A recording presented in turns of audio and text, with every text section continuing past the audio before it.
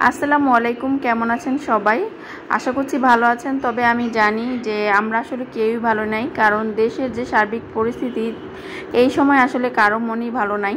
খবরের কাগজ, mobile, TV যাই খুলি না কেন, যে সমস্ত খবরগুলো বর্তমানে চোখে পড়ছে সেটা আসলে কারোই কাম্য নয়। আমরা দেশের সাধারণ নাগরিক হিসেবে কি চাই, দেশ থেকে কি চাই, আমাদের সরকারের কাছ থেকে আমরা সুষ্ঠু সুন্দরভাবে বেঁচে থাকতে চাই। আমরা আমাদের সন্তানের জীবনের নিরাপত্তা চাই।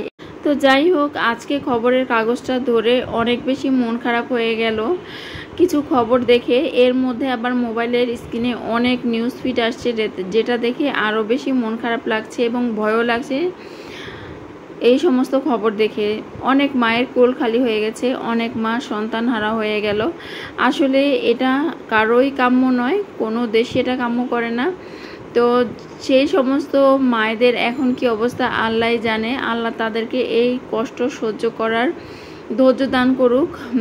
একটা বাবা মার যদি এমন একটা তরুণ সন্তান হারিয়ে যায়, তাহলে সেই কষ্টের বোঝা মনে হয় দুনিয়ার সবচাইতে বড় বোঝা। তাদেরকে এই কষ্ট সহ্য করার ধৈর্য দান করুক। এছাড়াও আরও কত কত নিউজ, সেটা তো আপনারা জানেনই, যা চোখের সামনে আসছে। আমি যা দেখছি আমি জানি, এখন পুরো বাংলাদেশই তাই দেখছে। তো এগুলো দেখে বাংলাদেশের আমার মনে হয় না কেউই ভালো আছে, কেউই ভালো নেই বর্তমানে। তো এর একটা দ্রুত সুষ্ঠু সমাধান আমরা চাই। সবাই সুস্থভাবে, প্রত্যেকটা ছাত্র, প্রত্যেকটা সন্তান তার মা বাবার কোলে থাকুক, তার মা বাবার কাছে থাকুক।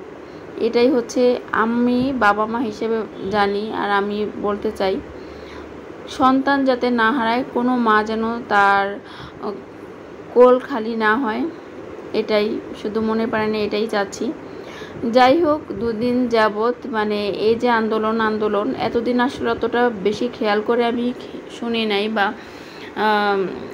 আছে না যে খুব বেশি সিরিয়াসলি একটা জিনিস শোনা, সেটা না। কিন্তু বর্তমানে 2-3 দিন যাবৎ নিউজ ফিডে খবরগুলো দেখে এখন শুধু বারবার এগুলোই সামনে আসছে, আর বারবার এত কেন যেন ভয় লাগছে জানি না।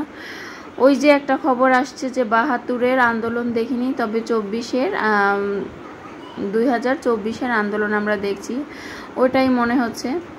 তো সবাই ভালো থাকবেন, আর সবার জায়গা থেকে নিরাপদে থাকার চেষ্টা করবেন। যাদের বাসায় কিশোর বাচ্চা কাচ্চা আছে তাদেরকে এখন একটু বাহিরে কম পাঠাবেন।